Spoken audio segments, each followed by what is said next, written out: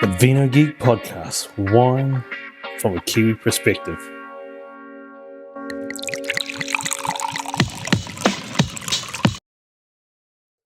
Why do some wines cost $20 and others cost $200?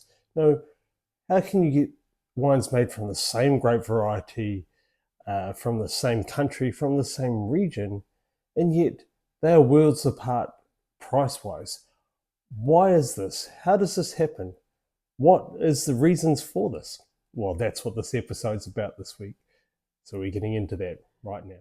The idea for this episode actually came from, I was out with my wife's family for dinner at a BYO restaurant, and somebody ordered a Pinot Noir and they wondered why it was rubbish. And I said, well, that's because they use the cheap leftovers, wines that don't really matter. And I said, in this situation, I normally drink Sauvignon Blanc because the difference between the cheapest Sauvignon Blanc and mid-tier, there's a very small gap.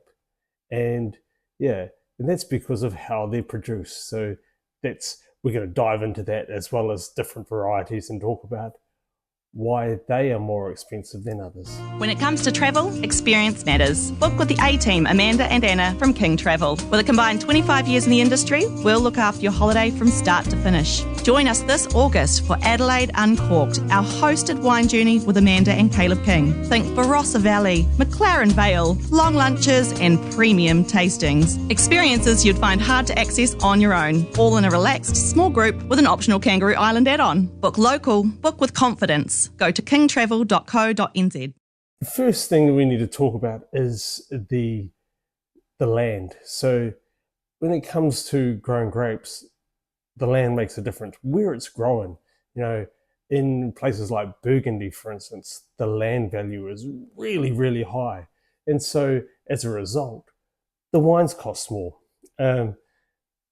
Burgundy is a great point, is that they have variable weather, they get hailstorms, just like you take Martinborough, for instance.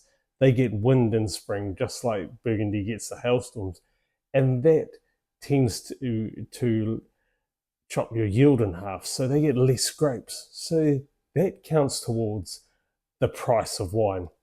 The climate, if it's a variable, if it's a little bit cooler or what have you, that's going to affect your yield. If it's hotter, obviously you can produce more. If the soil's more fertile, you can crop heavier. And that obviously means the price can go down.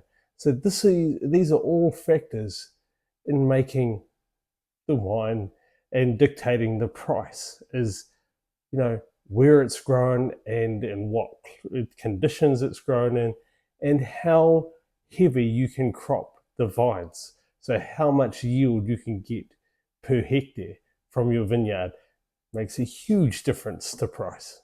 Examples again of places that can crop heavily.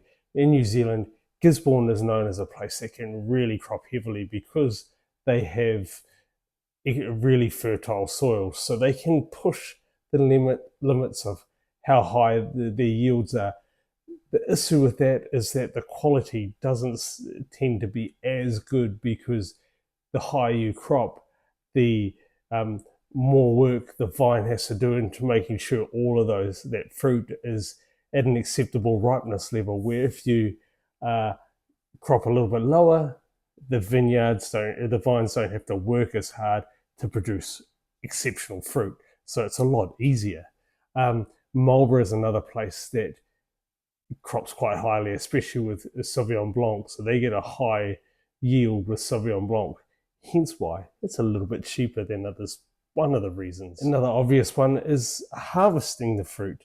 Now, obviously, if you're on flat land and you can harvest with machines, super easy. Send the machine harvester through, one operator driving the harvester, another one driving the truck next to it, collecting all the fruit. Easy peasy, done. That's super quick, super cheap, as opposed to having a gang of sort of 20 odd or 30 perhaps pickers going through and picking them by hand. Obviously, human pickers are a lot slower than machine harvesting. And then factor in if your vineyard's on a hill, that makes things harder as well. It's a lot harder to prune up a hill because you get tired. And then comes the in the winery, if a producer decides to hand sort and sort out the best grapes once you get there, you see that means the yield goes down again because you're not getting all the entire bunch. You're only getting a selection of grapes from each bunch. So that comes in, and that makes a big difference with price. Using Sauvignon Blanc as an example again, 9 times out of 10, for the commercial styles of Sauvignon Blanc, they will be machine harvested. It'll only be the top end that is hand harvested, and they won't use a sorting table. It's just straight in to the winery, straight to the processing, the crushing, destemming, everything else like that. So they're not mucking around. Where your higher end, maybe sort of things like Pinot Noir, you might do that with Pinot Noir, Chardonnay. The higher value wines, you could spend a bit more time in making sure that you get the best, most pristine fruit, because obviously the best fruit you get, the less you have to do when you're making the wine. The next stage in the winemaking process is the actual winemaking itself.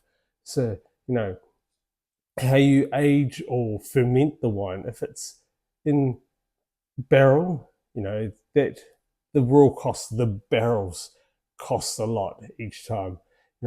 When I was studying and what have you, it was $1,500 to $2,000 a barrel. I would say that'll be easily at $3,000, $3,500 now, given the climate and everything else. So don't come at me if that price is wrong. Just would assume that that's where it would sit right now, given that when I was studying was, it's 25 years ago. So, there's there's a lot of time that's gone on since then. Actually, not 20. What is it? Not 25. 15, 16 years ago. Sorry. A lot of time has gone under the bridge. So I imagine that that's affected prices. Obviously, if you're putting it all in barrel, you're fermenting in barrel, you're doing all this, that means, they're smaller too, so they hold less. So that's more labor that somebody has to do, physically filling up the barrels, as opposed to a massive 100,000 litre plus 200,000 litre tank. You can fill a lot more in there with a minimal amount of fuss. Aging, if it's aging on barrels, whether you have to lees stir, just stirring up those lees, which promotes texture and body in the wine, versus just leaving it in stainless steel. The time you have it in the winery, how much you do to it, whether, there's different techniques that are used to increase the yield from, how much you harvest. So instead of, if you're a smaller producer, you might get 60% juice to raw grape, might be the yield of juice, versus if you're a bigger commercial company, you're pushing that 90 because you've got all these other techniques. And obviously that costs, that adds to the price. However, those are sucked up by the bigger guys because there's a lot more profit in those. The ironic thing is, the less you do to a wine, the more you can charge. It's ironic. The less you do the more you do to a wine, normally the lesser the quality, so you have to actually charge more. It's a strange way to look at it. Obviously, there's exceptions to that rule, but a lot of times you're doing a lot of work, the stuff you're not making a lot of money on. Then comes the post-production side, the selling of it. Is your brand something that you can pump the price up with? Are you, champagne? The price can go up. Central Otago in New Zealand, the price can go up a little bit. Sure, there's other factors in Pinot Noir and the region that means they have to charge more, but you can charge more. It's kind of expected that it's going to cost more if it's from Central Otago. It's branding. That's scarcity, that's demand. All three of those factors, Central Otago really melts to the opposite end of the spectrum, Sauvignon Blanc. You know, it's so common, it's everywhere, it's, you know, the demand is not super high, so they can't command a lot. So the best Sauvignon Blanc is kind of mid-tier for Central Otago Pinot. So you can see the difference there. And, you know, that's a factor in why, you know, cheaper Sauvignon Blanc can be, you know, as good as a mid-tier, you know, and it's all relative. And when you don't have a lot of choice, that tends to be the best option. And so further to this point, depending on what the variety is, where it's growing, the brand, everything else, really depends on whether, you know, the price is worth it. You know, as I had mentioned in the previous episode, Pinot Noir is expensive for a reason. You know, it's hard to crop it at a high level and get a high quality wine.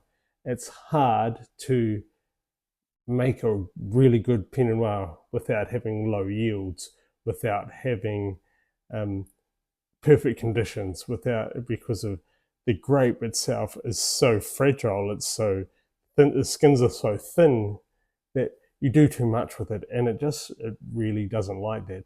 Now, if you machine harvest, you're really damaging the fruit, as opposed to Sauvignon Blanc, which has quite a thick skin, so it's quite hardy, it's quite easy, can handle being machine harvested. Pinot Noir doesn't really like that, you know, as much as they make it gentle, you know, and just the processes, you have to treat it with kid gloves. It doesn't really like to be bashed around and be treated roughly, you know, and then because of all of these things, and because, you know, they have to charge more, you find yourself a cheap Pinot Noir, and you taste a cheap Pinot Noir because they can't make Pinot Noir cheap. And if they are making Pinot Noir cheap, they're taking shortcuts. They're doing things you shouldn't really do with Pinot Noir, like pushing the yields, you know, not using any oak, not aging it, not doing this. So the wines are young and raw and fresh. And because they've cropped it so high, they lack character, they lack, you know, they lack integrity. And you, quite often, if they're cropped so highly, they're not going to reach physical ripeness, they're not going to reach maturity to an alcohol content that's acceptable, so they're going to have sugar added to the wine. So the quality drops right down really fast with Pinot Noir if you go down the price tiers, unless you get cancelled export orders, you get winery closures, and you can pick some top Pinot or mid-tier Pinot at that cheaper entry-level price. That's when you get value with Pinot Noir. As I said, Sauvignon Blanc, the difference with Sauvignon Blanc is they can crop highly, it grows in a highly fertile area. I'm talking about Marlborough here. You know, there is a lot of it around. So, and when they get into the winery, it's wham, bam, bam, done. You know, they get it in, they might leave it sitting on its skins for a little bit after crushing just to break it up, and then that maceration, because they want the flavors and the flavors initially from the skins. They want that texture, they want that body from the skins. Then it's fermented, well, taken off its skins, fermented really fast, and literally bottled. You know, they don't muck around, they don't age it, they don't keep it, unless it's the higher end reserve stuff. But the mainstream stuff is not kept very long. So the main difference between, let's say, a middle tier Sauvignon Blanc and the entry level is this much. And it's usually just the quality of the juice. So there's what they call press cuts. And press cuts basically mean the first lot of juice that comes off, known as the free run, that's the best juice. So that's what the best wine is made from. Then you'll have the light pressings, which is the next press cut, which means there's a small amount of pressure put on by the press to extract some more juice. And then there's the heavy pressings, which is the lowest quality juice, and it just means that they've pressed a little harder, so they've got more of that undesirable character out of the seeds and the skins and the stalks, if the stalks are in there. And that just means that, it's like you're brewing a tea, and you don't, if there's the optimal time to brew it. If you push it too far, you get more of the tannin, you get more of that harsher character that you don't necessarily like. And that's the same with the pressings, the hard pressings. You get the undesirable stuff, so you have to sort of do some things to manipulate that. Maybe leave some sugar in there, or a little bit more acid, or just ferment it slightly differently. However, that's the cheap stuff. And if it's Sauvignon Blanc, it is quite minimal, because you're just in out, and you just want to preserve the fruit as well. So the way you ferment it is to ferment it really cold.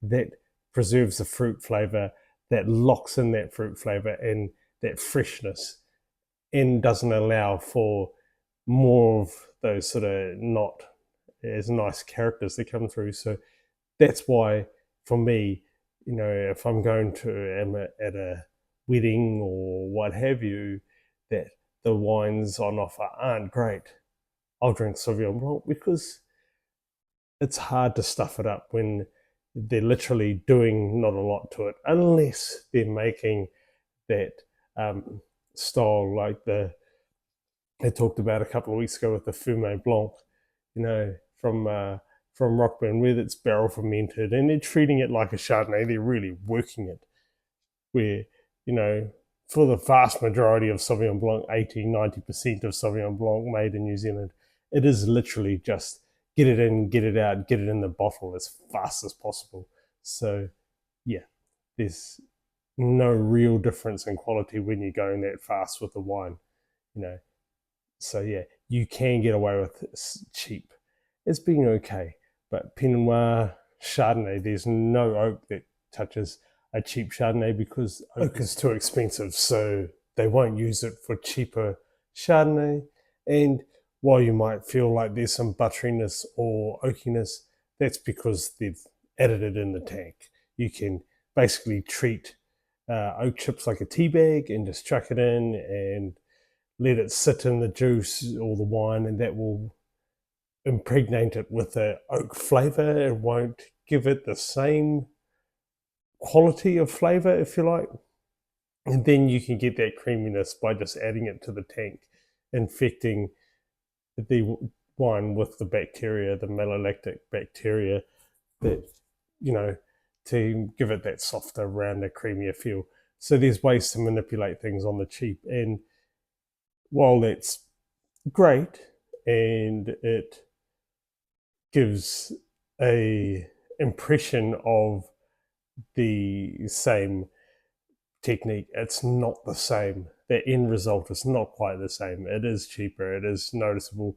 Just like anything, if anybody does something, if any product is made on the cheap, you notice it versus something that's been made with quality. So they just take shortcuts, and you see it where, as I said, Sauvignon Blanc and even Pinot Gris, if you're a Pinot Gris drinker, it's harder to take shortcuts with.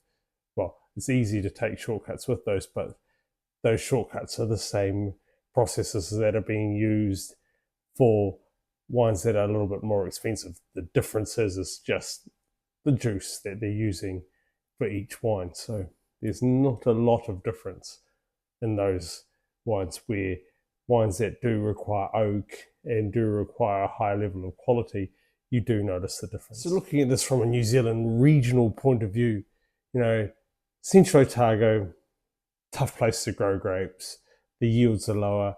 The main grape variety is Pinot Noir, and as I said, Pinot Noir is fickle. So that's why it tends to be more expensive than the rest of the country. Martinborough is in a similar boat because of the fact that the yields are so low due to the low flowering levels they get because of the wind that blows through there during spring. Hawke's Bay, more fertile, gets a little bit more warmth, is able to produce wines at greater capacity than the likes of Central Otago and Martinborough, because the fruit they do grow tends to be a little bit more hardy, a little bit more able to cope with higher yields, and just an all-round sort of friendlier environment to grow grapes. So they command a price that's slightly lower again. So because of that climatic feeling, and the grape varieties they do grow tend to not command as high a price. And then obviously Marlborough being the main workhorse, being the place where there is the most grapes grown, the most wine, and because of that knowledge, the demand isn't as high because people know that it's always there, that there's no scarcity, there's no rarity, and they can crop quite high. So the wine prices reflect that, and you tend to get a cheaper wine from Marlborough than the other regions because of this region. And then and so that's sort of a lost overview of why these regions are at different price points to each other, and why you're paying a little bit more for other things like sort of Waiheke Island. This is the great example of why you're paying more for wine from Waiheke Island as opposed to Hawke's Bay. They grow the same grape varieties, they have a similar climate. The difference is that, see, Waiheke is tiny, so they don't have a lot of vineyard space, so they don't grow a lot of grapes. And then they have to get everything, all the equipment from the mainland to the island, and then get all their wine back off the island to the mainland out to the markets. So that's why their wines cost a bit more, because it's just the expense involved in it, and it's reflected in their pricing. So these are all factors that we talked about, and these are all factors that show through in these regions. When it comes to travel, experience matters. Book with the A-Team, Amanda and Anna from King Travel. With a combined 25 years in the industry, we'll look after your holiday from start to finish. Join us this August for Adelaide Uncorked, our hosted wine journey with Amanda and Caleb King. Think Barossa Valley, McLaren Vale, long lunches and premium tastings. Experiences you'd find hard to access on your own, all in a relaxed, small group with an optional Kangaroo Island add-on. Book local, book with confidence. Go to kingtravel.co.nz. Okay, now the wine of the week. This is something that sort of, flies in the face of what I was just talking about to a point. It is the Ashridge Chardonnay 2025. Now, this is their entry level, so it is effectively their cheapest Chardonnay, and the way it drinks suggests that it's not made like a cheap Chardonnay. It is actually barrel fermented, so it's spent time in barrel, and you notice that. And that's a rare thing to find in wines that are effectively entry level. But this shows the care and detail of the producer if they're willing to put even their entry level Chardonnay into barrel and give it the treatment and the respect that Chardonnay deserves and rightly gets. And so let's just get into the tasting note. Now, again, this is something I tried. I tried a wee while back when, just lost their names, Leith and Tabitha from the winemaking crew from Ashridge came in and basically went through their entire catalogue. It was quite a hefty amount of wine, and but well worth it. And the quality of the wine overall was very much on display, and great to see that these guys are just doing it right. And while I plan to do a standalone episode with them at some stage, I had to include this wine because after a whole episode of talking about why things are cheaper than they should, or why things cost what they do, this one is effectively cheaper than it should be because of the quality it exudes. So the color is light yellow. The On the nose, you got the lovely stone fruit. Then you got a little bit of ripe citrus, nougat, and spice. So you get that oaky, sort of nutty sort of character coming through. The lees character. So it spent time in barrel, time on lees, developing that flavour, that extra. No, and to note that this is the 25 vintage, so this is really young, and it's showing all of this straight out of the gun. You know, the palate was smooth and moorish with that lovely nougat and nutty spice coming through on the finish, just to give it lovely length. There was lovely acidity to create that moorishness, but again, that ripe acidity. So you know the fruit that went into here was of a good quality. You know that they treated it with time and patience and made sure the wine was up to standard, that was worthy of their name. You know, it wasn't just something that they're willing to throw away and just, you know, like bigger companies do, throw away their leftovers and put it into a generic brand that no one knows. They're actually standing behind the entry level, which is great to see. As far as the score goes, 92 out of 100, 4.5 stars. Great wine, you know, picture perfect Chardonnay, and really good value for money at this price. So that wraps up our why do things cost what they do. You know, why are different wines different prices? And it's all because of how they're treated, you know, where they come from. There's a whole lot of different factors. And if you just sort of look at the rule of thumb of, okay, Sauvignon Blanc, they don't treat it, they don't do as much to it to make it, you know, drinkable, versus a Pinot Noir or a Chardonnay or Merlot Cabernet that needs a bit more to be at that same level. You can see why some wines are better to be drunk at this level and others to be not. Like, so if I'm looking for a value for money red, I will go to Europe myself and get a lovely cheap Spanish or Italian red, because they're just offer good value. They crop it at such a level, they've been growing the same grapes for so long, they can give you a value for money wine without going too far. One thing, cheap Italian and Spanish reds are not oaked, so you're not going to get the complexity and layers that you'd expect, but they're just good drinking. And for me, I avoid the jamminess that you can get with likes of an Australian Shiraz, which, if you like the jammy, super ripe wines, Australia is where you get value, because they can crop it high, they can get that power, that ripeness into the fruit that you're looking for, so go there. But for me, I'm not a fan of the jammy, overripe Shirazes, so I wouldn't drink it. And then whites, as I said, Sauvignon Blanc is where I go, because I can trust it. I can back it in to be, you know, at least drinkable. You know, it won't set the world on fire, but I know it's going to have freshness, it's going to have zestiness, it's going to have good fruit. That's what I'm looking for, you know. So that's where I go. And that's why this is how this episode came up, is because I said that's what I would drink if I'm going to a company, going to a restaurant or something that is BYO, that they don't care about the wine list. They're just giving you a wine for you to drink.